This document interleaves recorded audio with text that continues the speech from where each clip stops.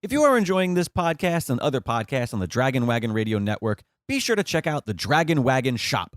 Awesome t-shirts and mugs from your favorite shows so you can tout your podcast pride all while supporting your favorite podcast network.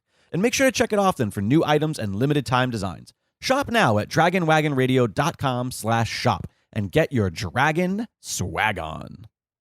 In a mythical land of magic beasts and blades known as Burbank, California, an independent podcast network sets off for the greatest adventure of their pitiful lives. This is Dungeons and Dragon Wagon.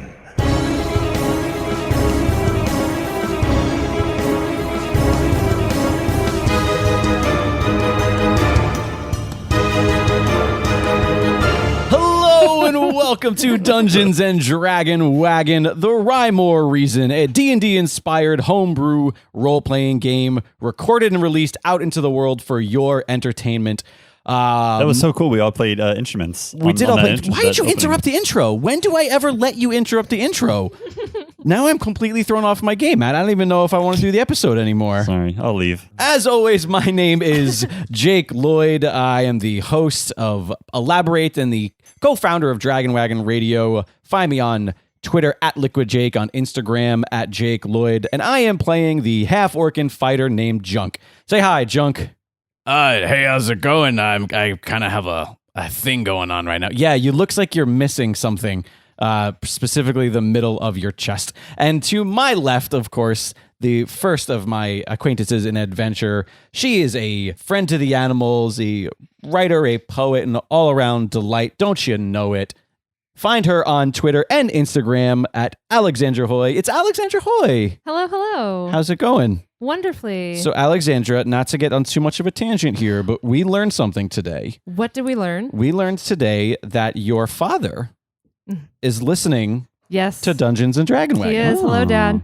And how does that affect the way that you are now going to play the game? It does not affect it at all. Okay, because we be nasty sometimes. I'm going to play different now. Sorry, sir. I know you don't like when I call you sir, but sorry, sir, for everything that we've said on this show that has been unacceptable. I think you can handle it. And of course, Alexandra is playing the human rager Adeline. Say hi, Adeline. Hello, how are you? I'm great. How are you? I feel like after what has recently happened to one of your closest friends and party members, you must be having just the time of it. Shit is insane. All right. Shit is insane. And to her left, he is a writer and a director, and the man that I always claim is as tall as, in this instance, Junk is missing something. Find him on Twitter at Matt_Hingstman and on Instagram at mhingstman. It's Matt Hingstman. Hey. How's it going, buddy? Good. Because I know you had a long day. Yeah. I just want to make sure that you're ready. I'm good. I had a nice swim earlier, so I feel like I'm energized now. I'm ready. See, I need to swim in something other than this coffee. And of course, Matt is playing the Shadow Elf Rogue Matson. Say hi, Matson. Hi. I am sorry about what happened. Yeah, let's not talk about it. And this week, our guest of Quest, he is an actor and gamer and a purveyor of #shirtless kitchen. You might have seen him on shows like Pitch Criminal Minds or maybe even Geek and Sundry's Vast. Find him on Twitter and Instagram at I am Jeff Torres. It is Jeff Torres. Hello. How are you guys doing? We're doing fantastic, and we're so excited to have you. I'm excited to be here, man. I love Dungeons and Dragons. This is great. You were the very first person who I think listened to the show before guesting on it. Oh. Doing your homework. Doing homework. It might also just be that now we have a couple episodes out. Most people. That's true. That's true. We were barely released. Would have been hard for I like Joe the other Crandall to version, do it. The other version that I was just super prepared, you know? Yeah, that's total geek. That's Teacher's pet. That's the real version. You're in good company. Great. I need to know what #shirtless kitchen, why it exists, other than the fact that you look great with your shirt off. It was just a stupid thing. People always ask me. They're always like, "Hey, how do you like stay fit? Like, what do you do?" And they ask me about my gym routines, and I'm like, and they're like, "What do you eat? What do you eat?" And I just got really lazy, and I was like, well, "There's 15-second like videos that I can do on Instagram that just quickly show people what I do." So I just took my shirt off and started recording these videos so people like get the gist of like what the point of it is. Oh, so It's dumb, but I don't know. but what you're saying though is that if I watch those videos and just do that, then that's all I have to do to look like you. No, I also post like workout videos sometimes. All right, but now yes. I've lost interest. Yeah. And at this point, let's hand the reins over to the man that created these lands. Of course, he is the co-host of Myth Understood. He is the watcher to my Slayer. He is not on Twitter, but he is on Instagram at the Paul Bianchi. It is our DM, Paul Bianchi. Tally ho and huzzah. Ooh. I lost my voice on the huzzah, so that's how you know it was good. I wanted to use this this forum to announce that I'm starting a show called hashtag Pantsless Living Room. Yes. Yes. It is basically familiar with that. Yeah, it's basically how I spend my mornings and hope that my roommate doesn't come downstairs. That's amazing. So are you guys ready to jump back into these frightening lands where anything can happen? So ready. Maybe. Very ready. All right, so we're moving forward with Chapter 5, The Purloined Prince. And away we go!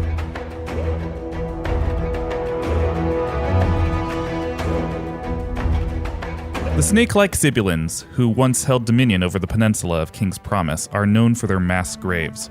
Before educating themselves on the matter, the human settlers of Misty Cross were confused by the amount of bones that they encountered tilling the soil for their new home. Today, Misty Cross is a shadowed, gloomy town, thick with fog, secrets, and superstition, stitched together with soot, iron, and shuttered windows, a fitting identity for a settlement literally built upon layers of death. After their fatal encounter at the Temple of RASA and Junk's unusual resurrection, the party drifted silently back into town. You now find yourselves in the bar of a local inn, the Haunted Horsewoman, seated at a round table in the corner with moonlight trickling in through the window. Kelber Orny sits by the window, smoking from a long pipe, uncharacteristically brooding. He hasn't looked at Junk since leaving the temple.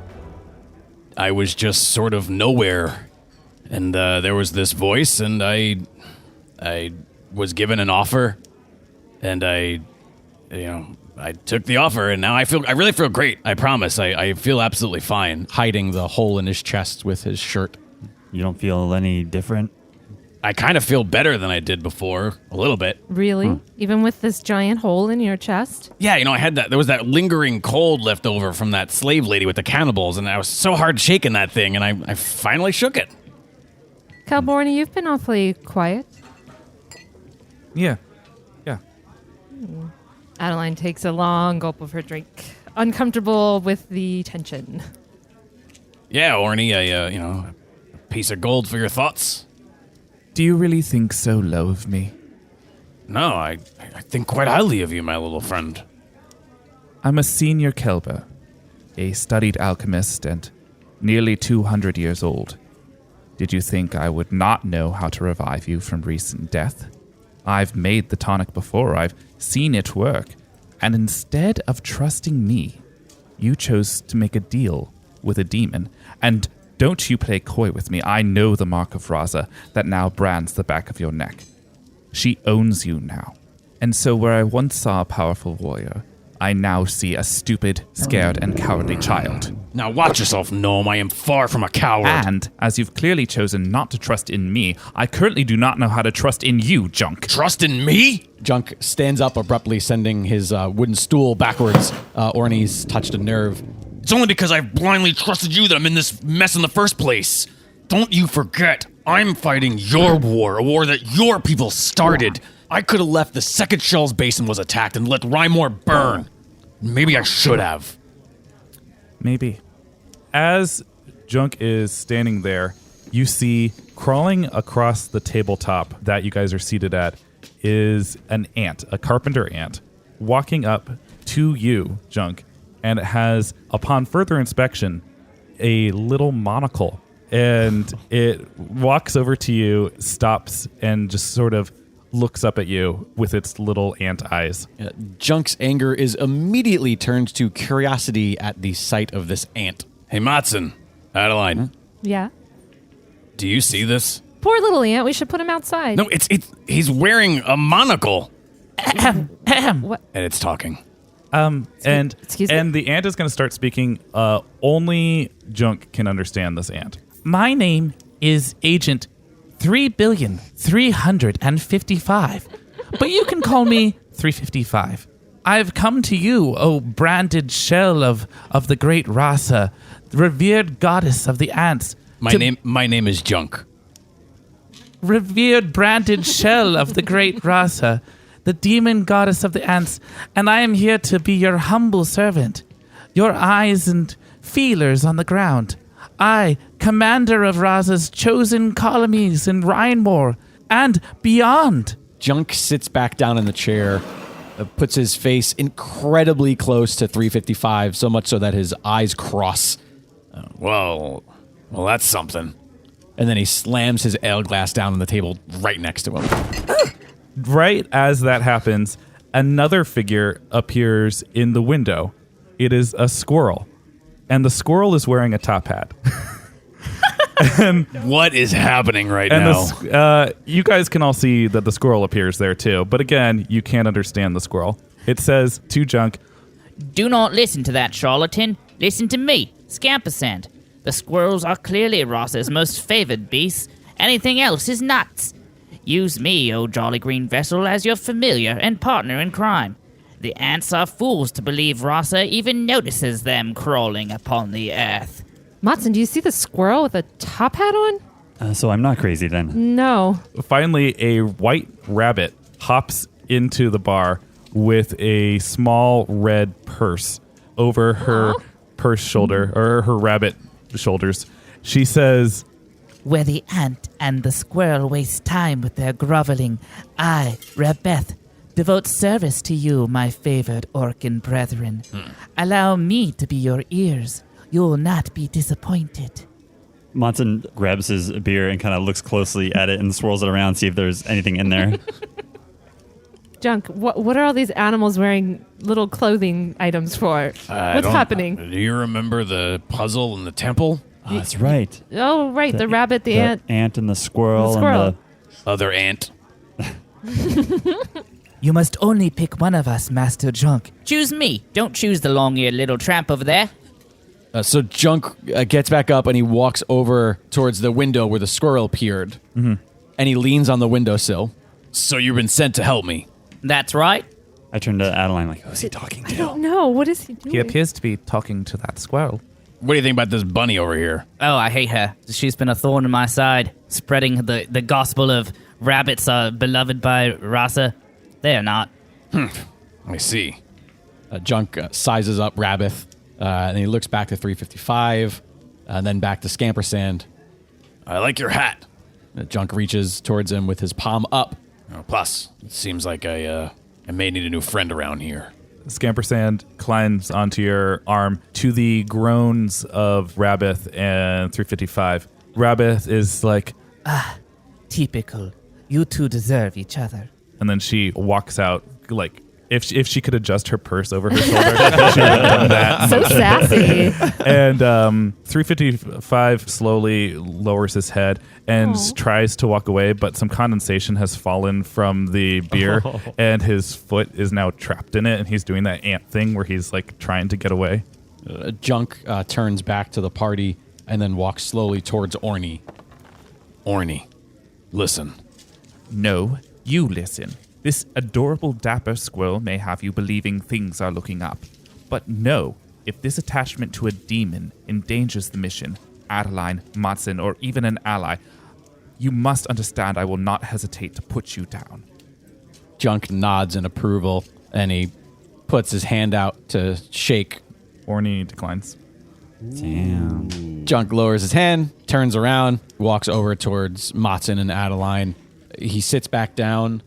He's visibly defeated at this point. After a moment, he looks over to Scampersand and fakes a little smile at him. You got a good smile there, boss. Thanks. Matson, Adeline. This is Scampersand. He's on our team. Hey, whatever happened to that rabbit? As I pull my knife out. Adeline kind of gently pats Junk on the shoulder, like, it's going to be okay, Junk. Orny will come around. You were put in a tough situation. I understand. As Matson's looking around for where Rabith went with her designer rabbit handbag, he notices a stranger. There's a shuffleboard set up, in this bar. And this person is playing shuffleboard, but also looks like they're doing it like morosely or even angrily. Like they're playing and they're just like killing it, but they're also not having fun as they're doing it. Yeah, yeah. I'm going to walk over to this guy. And I say to him, looks like you're not the only one having a crappy day. I'm sorry. You seems like something's bothering you. Could I join you? You want to lose? I've never played before. Well, then you'll lose. No, maybe I'll have beginner's luck. Okay. How much do you want to bet? How much you got? Oh, a kingdom. Kingdom. Well, why don't we start smaller with 10 gold? Sounds good to me. You stand on the other side. Oh, all right. Sorry. And I walk to the other side. As this interaction occurs, there are a few pirates that are at this bar, and they have vested interest in this because they've been watching this stranger do really well at this game, and so they're like, and it's also very interesting to see a shadow elf. Looks like you had a fan club. Oh, they're not with you? No. Let's do this. You roll to see who wins this game of shuffleboard. Great. 15. 15. I got a 10.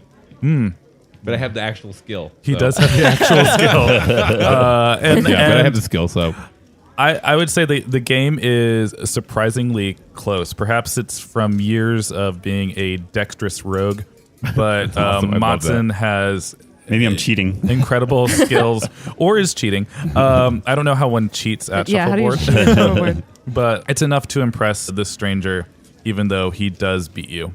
Wow, it was a lot closer than I thought. Pretty good game. Beginner's luck, huh? Guess so. What's your name? Matson. What's yours? Caius. Gaius. Caius with the K. Gaius. It's Caius. Caius, you drinking? I don't really drink much. I like to keep my head on my shoulders. Well, I'm going to have another one. What are you having? The barkeep overhears this. Would you like to see a menu? Sure. The hot items tonight at the Haunted Horsewoman are Honeysuckle Queen's Mead, Shell Black Dwarven Ale, Bray Gnome Hickory Stout, Morgan Fire Smoke Wine, which you might like because you're a shadow elf, Two Crosses Misty Light Ale, Norrence Ice Whiskey, and if you're feeling crazy, we have a Sibyllin Blue Nightmare. So, what kind of night you looking to have? Well, it's been a shitty day or two, so anything to help me forget my troubles? Oh, I've got just a thing. What's that? Bring this man to Sibyllin Blue, please. So as this is happening between Matson and Caius, I want to roll for perception as I'm starting to notice the pirates, and my adrenaline from the previous situation is starting to fade. I'm kind of back in the present. That's an 8. It is dimly lit, and with your night vision, you can see around the bar rather well. In the opposite corner of where you guys are sitting, there is a stage where two performers are setting up. There are some people sitting near that look like just general townsfolk in tables around that stage. Across from that is the bar where the barkeep, who you guys are familiar with at this point because she greeted you, her name is Silva Sandaris, a busty woman with very typical wench-looking attire. She pushes up her boobies. Ooh la la. Opposite the bar, there are stairs that lead up to the rooms that are for rent in this inn. The pirates themselves have been they don't seem threatening to you. They're very drunk, and this is their spot. Right. I look at Matson. I go, your friend's got a pretty charming squirrel there. Yeah, I'm not sure what's up with that. That's a new thing. And as they look over and notice me, I'm like engaged in full conversation. Adeline just slowly walks away to the bar. Whatever your strongest is, I'd like to buy that. Oh, one Sibyllin Blue coming right up. Great, thank you. And Adeline takes the drink and swigs it very fast. Caius, can I ask you something? Go ahead. You ever been married? No. By choice or just hasn't happened? Well, it's kind of complicated, but yeah, I guess you could say, well, it just hasn't happened. How about you? No, me neither. Never thought about it. Never crossed my mind. Can I roll to see how drunk I've gotten now from this drink? Yeah. Give me a constitution check. Only a 6 plus 1. You have a +1, so yeah, you rolled a 7 in your constitution. This is Sibyl and Blue Nightmare. You are fucked up now. Yes. Amazing. I am chatting up the pirates right now. Sibyl and Blue Nightmare is well known for creating visions of movement out of the corner of your eyes. It induces paranoia later in the night as the drink progresses. Yeah. But right now it's just fun. Got it. Perfect. I lean over to Matson and I go, you should watch out for your friend. She sticks out here. Yeah, I think you're right. Well, you want to play again? Oh, now you want to lose? Very charming, very charming. Let's go meet your friends. What are you guys doing here? What's your deal? Just passing through. Passing through. We're heading north. We're trying to get away from all the craziness going on in Shell's Basin. I understand. I'm going north too. Oh, really? Yeah. If you'll have me, I'd love to travel with you. There's always strength in numbers, and I can handle a weapon pretty well. Oh, yeah? What's your weapon of choice? Trident. Trident. I like it. Yeah. You sound like a guy maybe we could use. Well, should I go meet your buddies and their squirrel, or? Yeah, let's go meet him. All right. I've stumbled back over to the table now, and I'm trying to engage with Junk Squirrel. Like, hello, Mr. Squirrel, talk to me, please. I want to hear what you're saying. You need to get a handle of this friend of yours. She's losing it. Junk, what is he saying? He says that you're very lovely Oh. and hammered. What? He's right. That's lies. I mean, I suppose she could be lovely from human standards, but, she's got no fur on her face, so... He's so cute the way he squeaks like that. It's so furry. Hey, Junk. Yeah. There's Caius. He's gonna join us on our way up north a little bit. Figure we can use an extra hand. Hey. Who's this now, person guy? Great. Another unfamiliar ally to aid in our adventure. Yeah, just do me a favor. Let me know if you plan on sacrificing me to any deities ahead of time so I could politely ask you not to, okay? Yeah, I don't think I'll do that. He does everything he can to hide the hole in his chest. He reaches out to shake Caius's hand. Shake his hand. Matson really isn't in the friend-making business. He must be something special. Caius is wearing pretty basic traveling clothes, nothing fancy. He's in his 40s-ish, and he looks tired. The creases in his face are heavy, even though he isn't that old. Sir, you look like you could use one of these great drinks. I think you've had enough for both of us. What? No. What takes you guys north? We're heading up to meet this uncrowned king of King's Promise. Yeah, the world's ending, didn't you hear? Yeah, I heard something about that. Why are you heading north? Let's just say I need to head north to fix a wrong. I haven't felt like myself for a while, and there's something in Norrence that will remedy that. You don't by any chance have access to a horse and carriage or some way to travel by any chance, do you? That's a great question, Junk. Great question. I do, as a matter of fact. Great. I want to look over at Cabo Orny, and can I roll to see maybe what he's thinking? See the look on his face? Yeah. Ooh, that is a critical fail. He's so masked in smoke. That's actually absolutely right. The fog has rolled in from the window, and the fog from his... You actually just see a cloud for a second. Just an enigma. But Orny does perk up, and he's just like, all right, what now? Who are we? We're traveling with this, what'd you say your name was? Caius. Caius. We need to get up north to broker a deal with the powers that be up in King's Promise. Do you have any friends up there that could assist with that? I do, yes. Excellent. Yes, Adeline. You're dancing around. Does she always raise her hand like that? I mean, she looks especially drunken right now. Actually, I would like to roll to see if I recognize Caius at all. Sure. In my royal adventures. 13? You absolutely do not recognize him. Great. And you said you have access to horses, or it's such a long journey from Misty Cross to Norrence. As Orny perks up, Caius kind of takes notes of his Kelber robes, and he pauses for a moment. May I ask you, do you know Ballas? Ballas? Magus Ballas.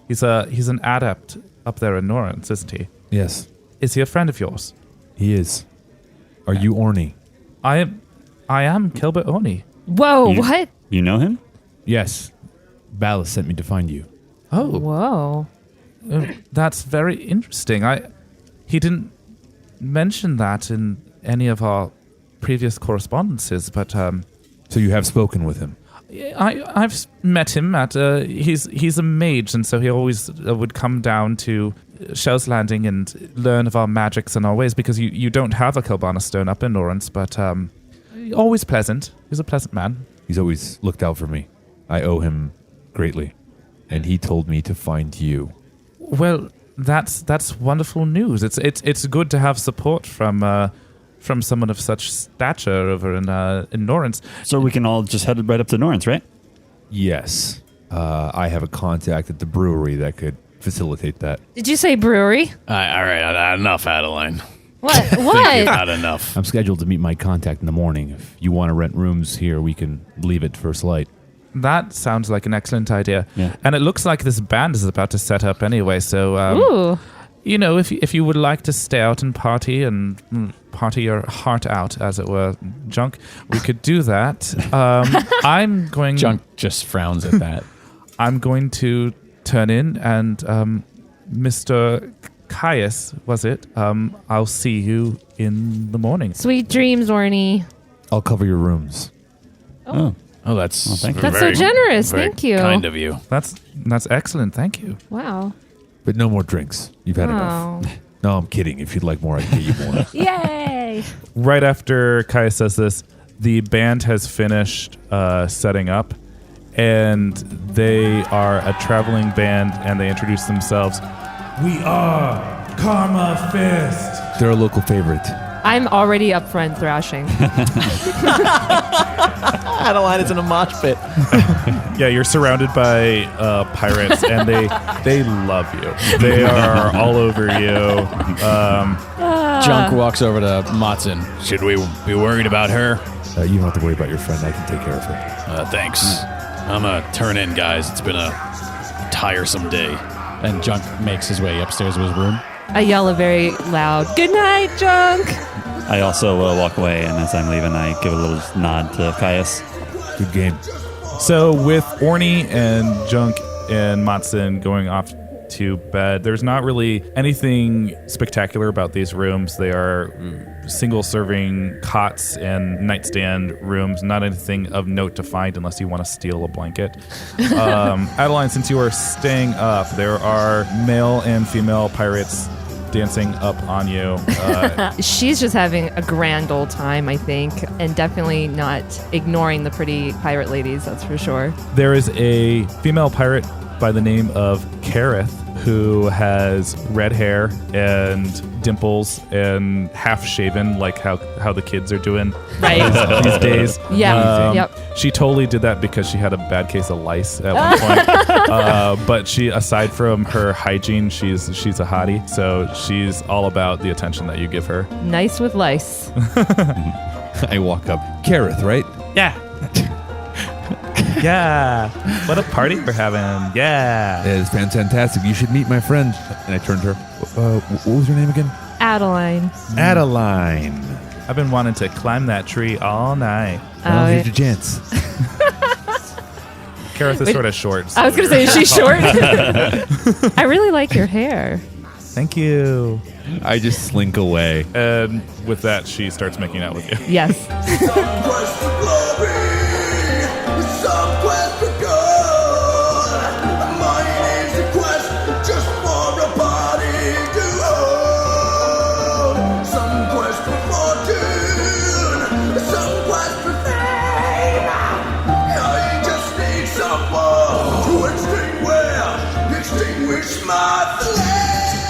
Give me a roll to see how your Blue Nightmare affects you later on through the night.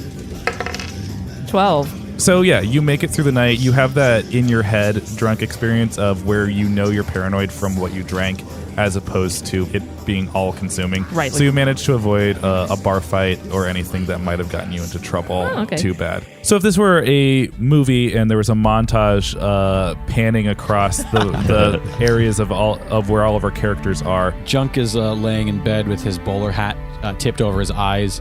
His right hand is spread out over the hole in his chest, and the left hand is wrapped around Scampersand, who's curled up asleep at his thigh. Adeline has been making out with this lovely pirate gal all night, and at some point realizes, hey, I'm really drunk and should probably get some sleep. So she eventually climbs her way up to her room. Orny is sleeping on his side, and looking at his bandolier of potions. And very obvious glinting in the moonlight is the resurrection potion that he made for Junk. Nice. Caius is playing shuffleboard. Matson has the lights off, but he's not even in bed. He's actually sitting by the window. He's got his bloodletting knife, just kind of slowly twirling it in his hands.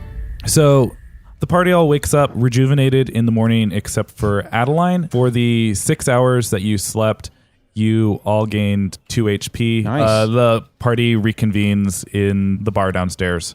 They don't serve breakfast. I hope you guys slept well. Did you get some rest? Yeah. Thank you. Sure. This one maybe is a little hungover. Why are you talking so loud? I wasn't, but Orny, you have understand. anything for hangovers in there? Would you like a cure condition potion? It seems like an awful waste, but if you have enough of them, sure. Well, actually, if we could do some shopping, Yes. I could get some alchemical supplies and There's actually a small marketplace right here in town I can bring you to. You can find merchants that sell just about everything. I could buy a new shirt. I look at his shirt. Yes, you could. When he looks at Junk's shirt, he sees that it has a big hole in it where his chest hole was, but below that, there is like another piece of fabric that overnight he has very poorly stitched into the hole. That must be an interesting story. To say the least. I noticed that patch on your shirt is very similar to the color of the sheets that we slept in. I don't know what you're talking about. Where's the store? And then Junk sort of just like walks out, kind of like afraid that he's going to get caught for cutting up the sheets. I'll show you guys. Let's go. Caius leads the party to a town center of sorts that has a blacksmith, an armorer, an alchemy store, and a Fletcher. Hi, listeners. So for the sake of you not having to sit through us shopping, I'm going to summarize what we bought. If you want to hear the full shopping outing, go to dndwpod.com and you can hear the whole shebang. You can see what exactly was available to us, what merchants and items there were, and how much it all cost, as well as how much Junk mooched off of Matson, who is like Mr. Moneybags, apparently. So go listen to that if you're into that sort of thing. But for the sake of summary, Adeline bought a brand new longbow that adds +2 to her attack, poison, slow, bleeding, and fire arrows, a black iron circlet that adds 1 hit point, as well as a scarf that will provide her 50% elemental protection. Matson bought 2 new daggers that combined give him a +2 attack, a new gauntlet that adds +1 to his armor rating, the same black iron circlet that Adeline bought, giving him +1 hit points, so they're twinsies. And he also bought a variety of healing potions, anti-venom, and other small apothecary items, some of which he has decided to keep secret from the party, you jerk. And Junk bought an awesome new warhammer that adds a whopping +5 to any attack. He also bought a new shoulder guard or pauldron, some gauntlets, and a new girdle, all adding +3 to his armor rating, as well as some fun, small, shiny things that he may or may not know the purpose of. Lastly, we collectively helped Orny stock up on a variety of potions to aid us on our journey ahead. Now, back to the game. After shopping, the party is led by Caius to Two Crosses Brewery, a older wooden building, rickety and black like many of the buildings in the town. There is a man standing out front nervously who appears to be waiting for you. Stalin, is that you? Oh, good. Caius, you're here. Yeah.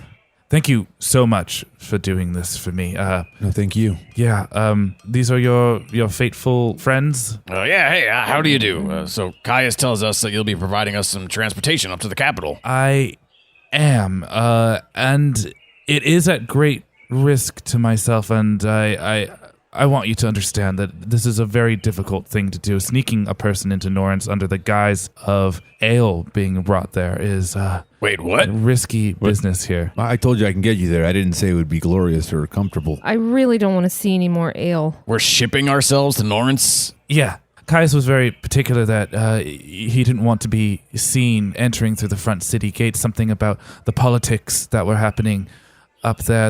Apparently everyone's gotten very strict about things. Probably something to do with the curiosities that are occurring down in Shell's Basin. Yeah, something like that. Guys, I'm sorry for all the secrecy, but I'm not exactly welcome up there. I feel like this would have been nice to know last night. So here are these are actually my sister's old keys. You can use this to get inside, and just let me know when it's done. When what's done? Yeah, my apologies. Unfortunately, the means of our travel are not the only detail I left out. I've promised my friend here a favor in return for his help. Yes, I have a small problem involving mist nereids. Can I roll to see if I know what a mist nereid is? Yeah. A 4. You would have no way of knowing what a mist nereid is. They do not exist in the Northern Lands. This is a King's Promise exclusive. What the hell is a mist nereid? Restless spirits of the mists who can phase in and out of a physical form. In my experiences, I've found electricity to be their weakness. And I really appreciate you guys doing this. The mist nereids showed up a couple weeks ago when my sister went missing. So, Your sister's missing? yeah. I didn't know that. Well, after father passed, my sister just ended up leaving, which is so weird because it was up to us to take over the brewery, and it was up to us to run it When was the last time you saw her? 3 weeks ago. Oh. But now all these mist nereids are overrunning the brewery, so it's like my livelihood is. We'll take care of him, and maybe we'll find out something about your sister. Thank you. What do you guys say? Happy to Fine help. with me. Junk immediately walks directly to the door with no tact or concern. He grabs the handle and pulls. The doors are locked. You were just handed keys. I shake the keys. I appreciate your initiative, but I missed that. yeah, well, it's okay. I walk over, and I open the door. Stalin looks on carefully, almost looking over his shoulders. He's a little shaken about this experience, at least as far as you can tell. And when you open the doors, you find a main lobby. To your right is a service desk, and to your left is a storage area. There are several doors, 2 on the left, 2 on the right, and main doors to your front. No visible mist nereids, though, in this space. Before we walk in, I turn to Stalin. I say, "Where have you seen the mist nereids?" In the back, near the loading dock. Okay. Yeah. Are you sure you're going to be okay out here? Yeah, just let me know if you find anything unusual. Sure. Yeah. Okay. Monson draws his newly purchased mist nereid stabbers. I got a question for you. What's up? Are you as good with those stabbers as you are at shuffleboard? Low blow. No, that was a compliment. If you are as good, then that means that you can kill a lot of mist nereids. It was a very serious compliment, as a matter of fact. But I understand why you took it as an insult. I mean, the implication could be you are not as good as me at using those stabbers. But that wasn't, well, I could understand that as well. Yeah. However, we're getting caught up in the semantics of this. It was merely a compliment. No.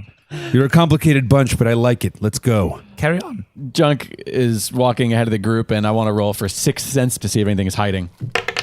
A 7. You do not sense anything in this main room, but you do sense presences beyond the set of double doors on the other side of the room.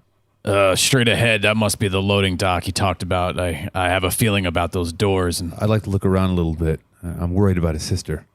I kind of want to roll and see which one of these doors maybe has merchandise behind it. Sure.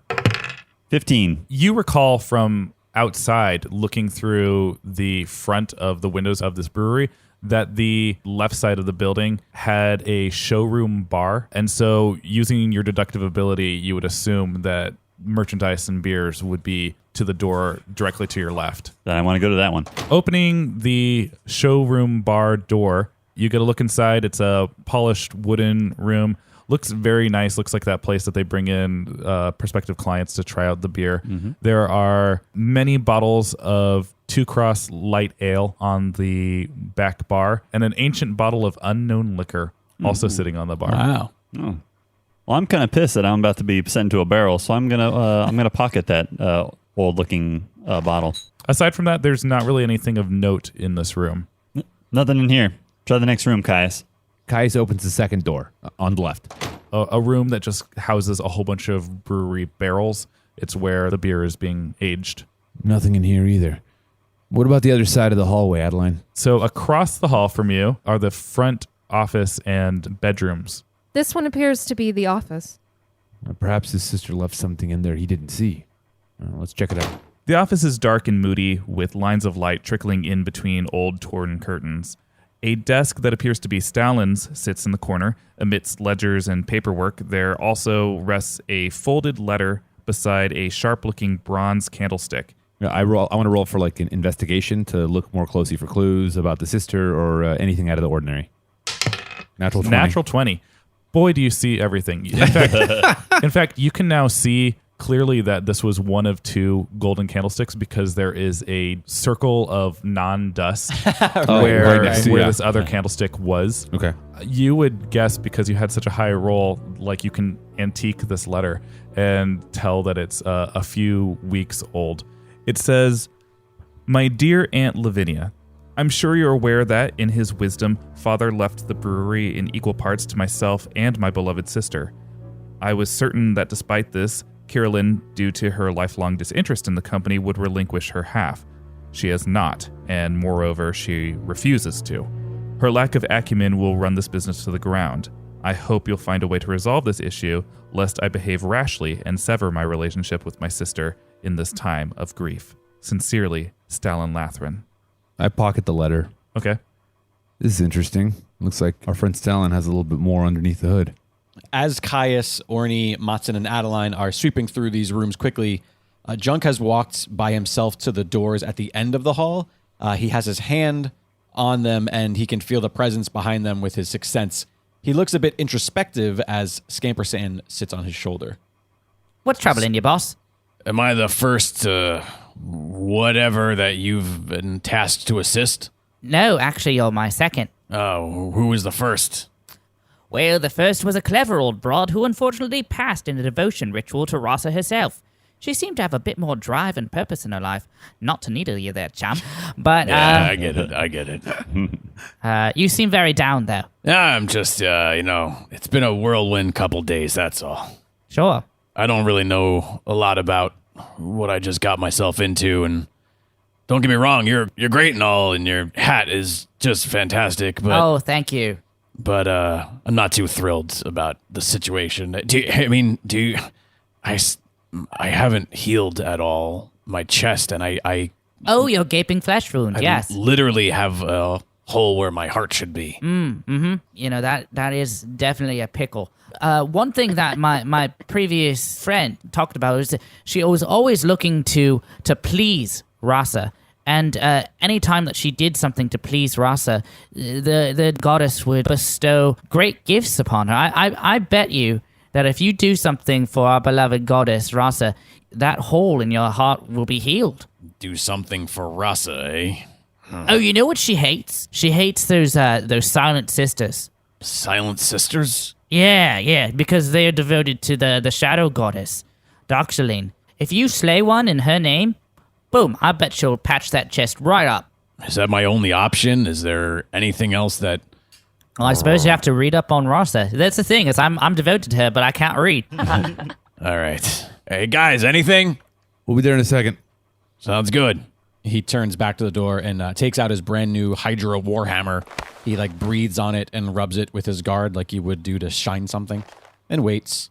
Are we going to the next room? I kicked this door in. Ooh. Hard. Caius kicks open the door to the bedroom. It looks like the bedroom was more home to Stalin's sister than to Stalin himself.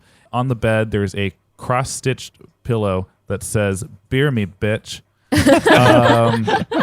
Next to the bed, there are 2 books on the nightstand. I look at the books. The books are Book of Misty Cross Critters, a Field Guide by D.D. Eigner, and Sizzle Widner's Rude Drawings, Volume 3. Ooh.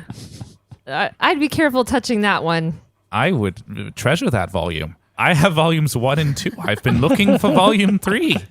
Orny. I wonder if he'd allow me to pocket it. Just take it. Take it. Thank Just you. Take it. Oh, that's graphic. I wonder if the Misneurids are noted in this other book. Take a look. I open it and find the page on Misneurids. And give me a roll for investigation here to see if you have deductive reasoning. 6. Oh, investigation. I have 4. So with a total of 10, you find a excerpt on Misneurids. The writer was hypothesizing that there are so many Misneurids around Misty Cross because Misneurids are attracted to the dead, specifically to the recently dead. They tend to congregate around fresh burial sites. You know, this book mentions that the Misnerids kind of hang around a fresh body. I mean, not to be too presumptuous, but how well do you know your friend here? I mean, his sister's missing.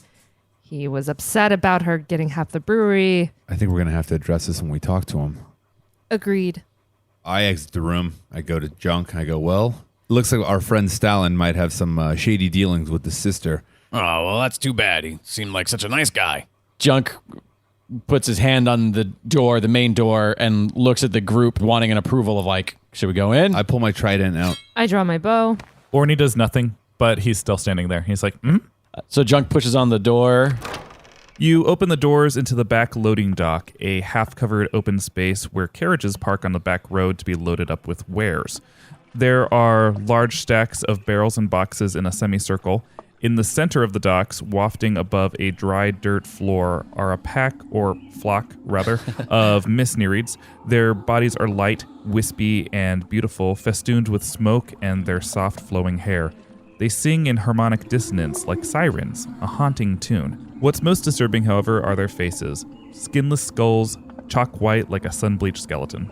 I look at the dirt and see if it's recently been dug up. Give me a perception check, see if you can see that.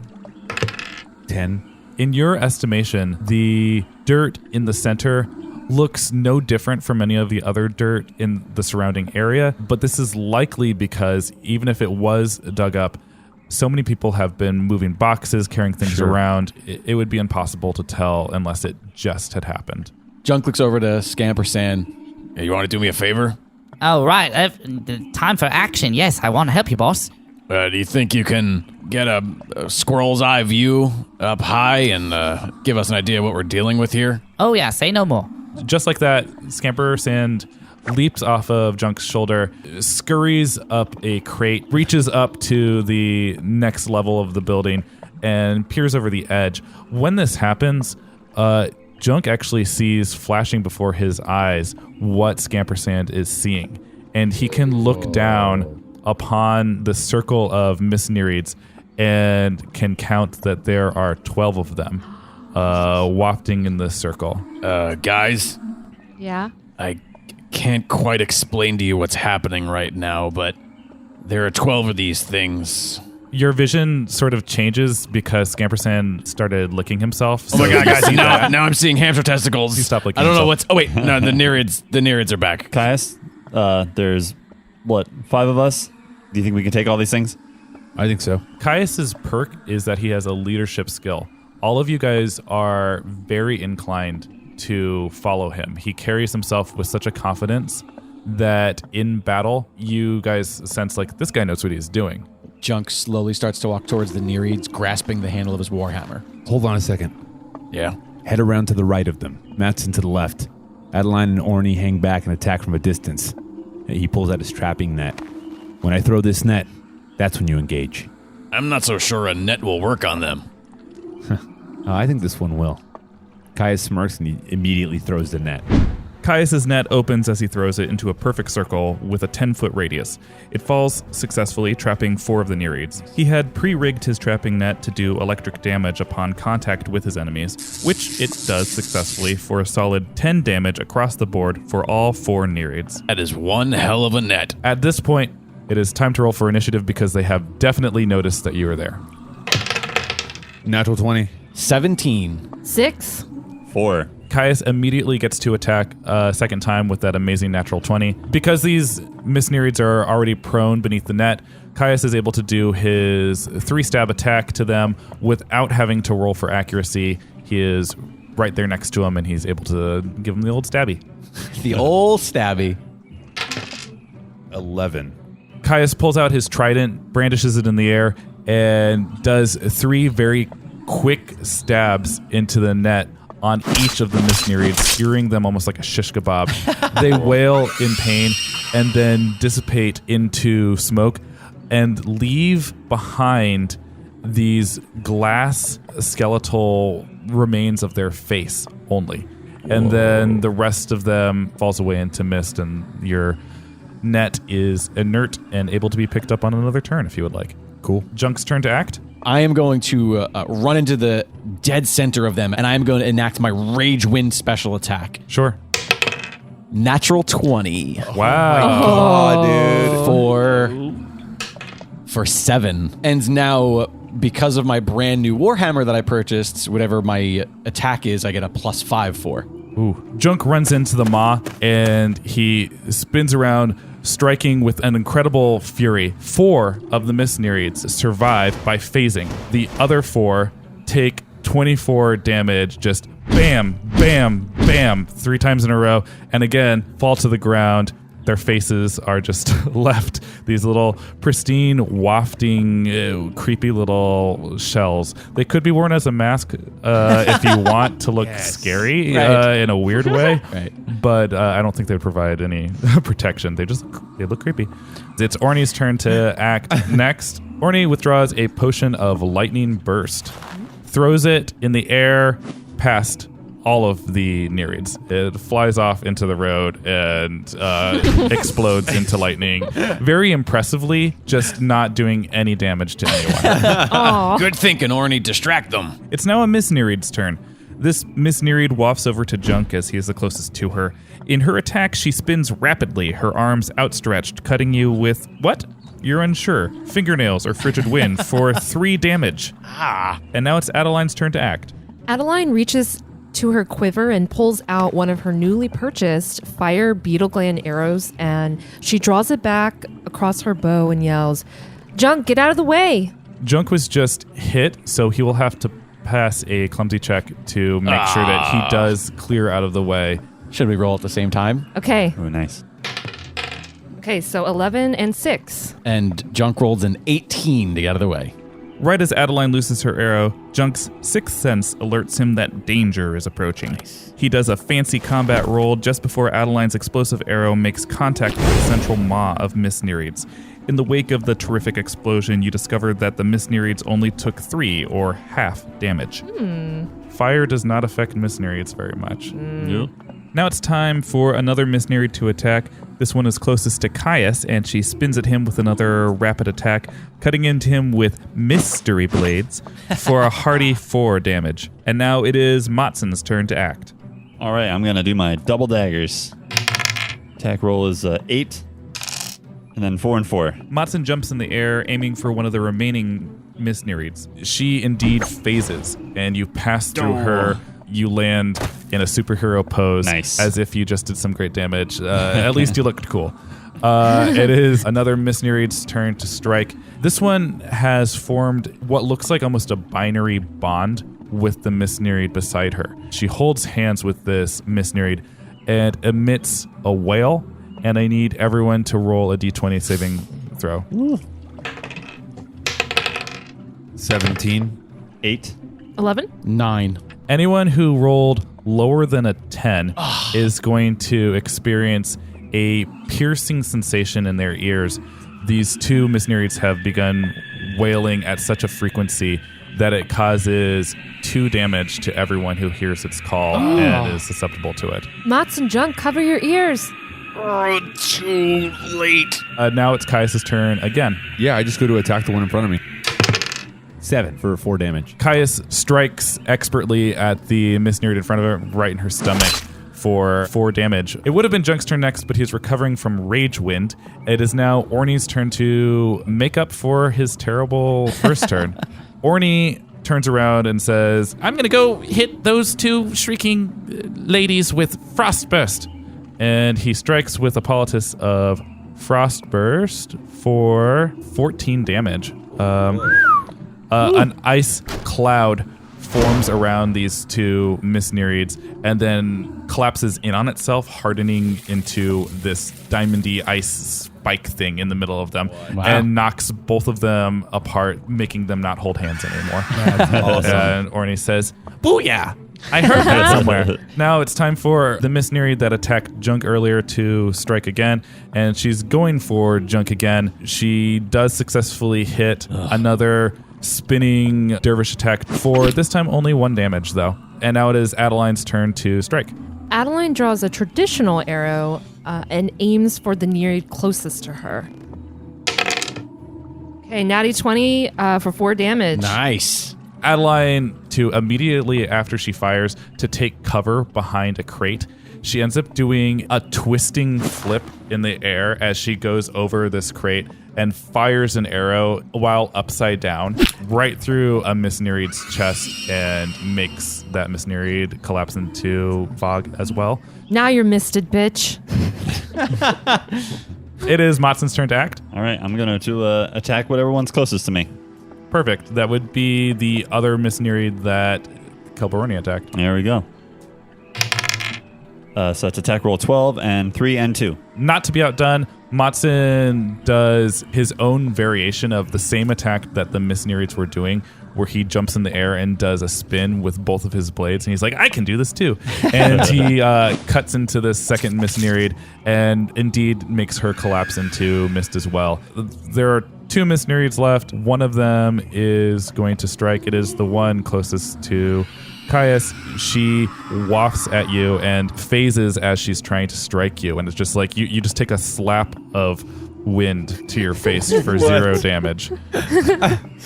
It is Caius' turn to act. So refreshing. I attack it again, that same one. Great.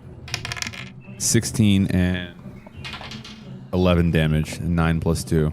So this Misnereid collapses into dust, and now there is only one Misnereid remaining on the battlefield, and she is wafting towards the center of the space, kneeling down in this very center. I yell out, I go, hey, everyone stop! Junk turns his head rapidly at him and looks. I set my spear down and I walk up to it. Why are you here? The Misnereid is looking down at this very specific spot on the ground. It tilts its frightening-looking face at you and then does another scream. But this scream is not one that you need to protect yourself for. It's just a general scream of rage. And when you hear this scream, give me a roll for persuasion. I would say this is a animal handling because it's up to you to be able to understand what this subsentient means. 18. So you get an unusual feeling when this Misnereid screams at you. You get a sense that it's in pain, and it's a very reactionary feeling towards something that's more complex than you would expect from a subsentient. It's like a scream out for general injustice. I look to the party, and Caius says, these poor beings. I kneel down next to it, and I start digging. As you begin to dig, it doesn't take you very long until you find a human appears to be buried. Do I see their face or? The first thing that is revealed is these hands together. And so if you dig up or if you dig down, you would reveal the whole body. I dig upward.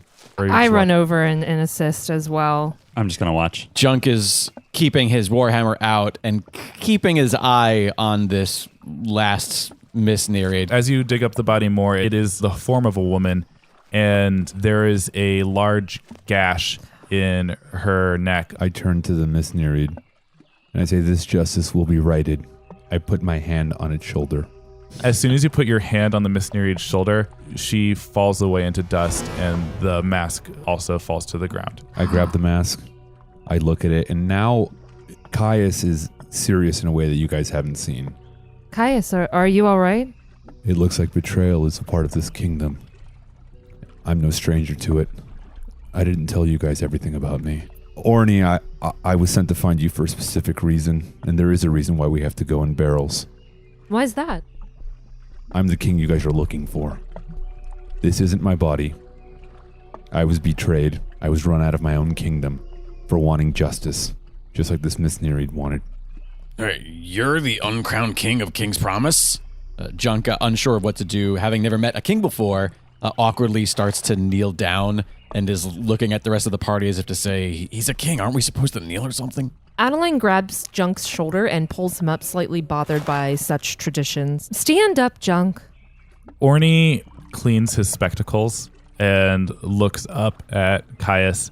It was very interesting because when you said your name was Caius, I just thought that your parents must have been like, oh, let's name our kid after the royals. Of course, you're Caius Falcon, you must be the third then. That is correct, Kelper. My father was Caius Falcon II. He was betrayed and killed by one of his closest confidants, the Archmagus Philemus. That's awful. So if you're the rightful king, who's sitting on the throne now? The Archmagus has placed an imposter in my body. My father's brother. His name's Sumbard, and he's always been a conniving thorn in my father's side. Now he sits on his throne. On my throne. In my body. If your uncle is in your body, is this his body you inhabit now? No, my uncle was an old, sick man on death's door. When Philemus cast his initial spell, I was stuck inside that body, about to die. Till suddenly I found myself in this one. I'm not really sure how. Or who he is. His life was sacrificed for me. For the kingdom. Let's say you're telling the truth. If we reinstate you as the rightful king, do you think you and your people could help save the dwarves, help prevent Silverhammer from being invaded? Yes. If you help me, you have an ally in the north. What exactly has to be done to restore you to your body? Well, I must see if Ballas can reverse the magic at play here, but in order to get to him, we must first get into the kingdom. I have a really important question. Yes? Is your penis smaller or larger in this body than your original? And are you enjoying it? I guess it's a two-parter. I just stared at him blankly. Junk puts his hand on Orny's shoulder in an attempt for the first time since the bar the night prior to sort of be like, glad to have you back. Because it's the first time Orny's been sort of jovial. Yeah. He misinterprets this as like, oh, Junk was thinking this too. He gives you like a C. Caius, it sounds like a very powerful magic that caused you to switch bodies. It is a very dark magic. Well, so long as you promise to be a just ruler and stay true to your word to help the dwarves, then I see no reason we should not help each other. And though my past experiences with nobility have been disappointing, I feel for what has happened to you and to your kingdom. You have my word. But before we do anything else, we need to deal with Stalin. Oh, yes, of course. There is a problem. He was the one that was going to smuggle us in. Oh. Should we let him still do that and then take care of him in Norrence? I've got an idea. If I send this letter to the authorities here, by the time they get it, we'll be already in those barrels on the way north. That's actually an excellent idea, Caius. Yes, I agree. It's a great plan, though in order for that to work, we have to rebury this poor woman. He kneels down and starts to recover the body. And Junk bends down. He's going to start to help. I put my hand on Caius and I say, hey, guys, if you don't mind, I would like to bury this woman myself. I look up at him. It would mean a lot to me. Okay. Because Matson doesn't often make such emotional requests, Adeline immediately kind of understands and steps away. And I start doing it by myself and slowly and deliberately. I hand him the mask from the last Miss Nereid. And I take the mask and I put it on her face. The party all stands back and gives Matson his space. Matson begins speaking in dark elf tongue. I pass on her spirits. A daughter caught between a parent and a sibling. Torn between her duty and her ambition. In the next world, may she find peace and forgiveness. And at this point, she's all but completely covered. And I take the last little bit of dirt and I sprinkle it over and say, Aller Aldella. And despite being a rather somber note, I guess that is a good enough place as any to stop. I tell you what, though, we're really feeling the repercussions of what happened in Chapter 4. That is for sure. Definite turning point. Hey, Adeline made out with a lady. I was having a great time. Adeline had a drunken Until great time. we weren't. And Junk has a squirrel now. Yeah, with a top hat. That's pretty lively. Right? It's totally nutty.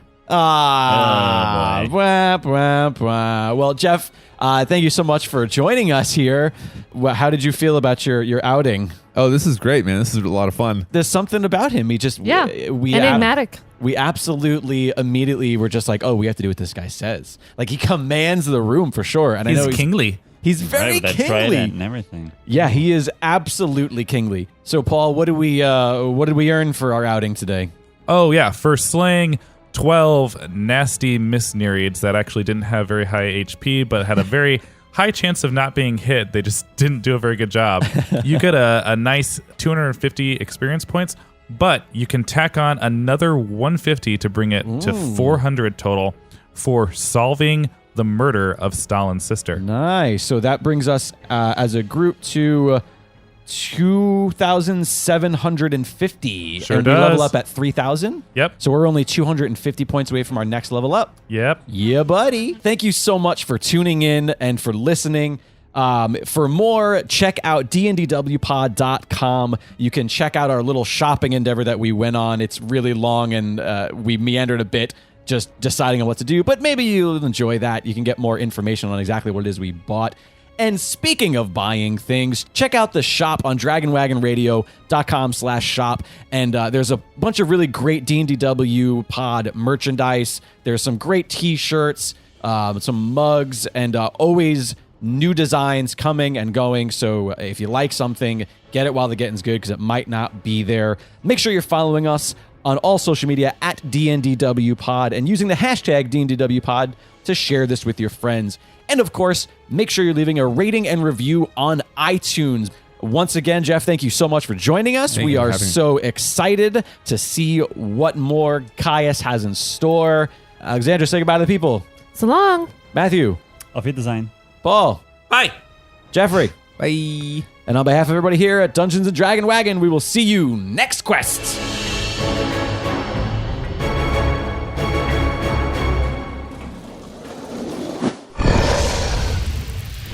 Dragon Wagon.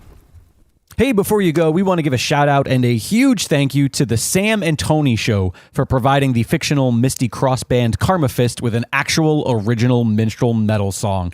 Be sure to follow them at Sam and Tony Show on Instagram and Twitter and check out all their amazing music and musicals. Thanks so much, guys.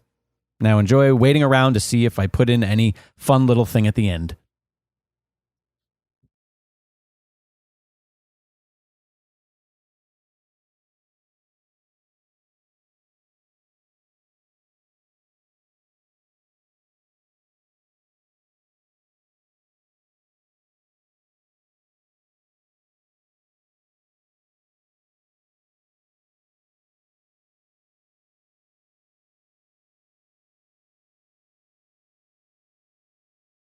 This is interesting. Looks like our friend Stalin has a little bit more underneath the hood.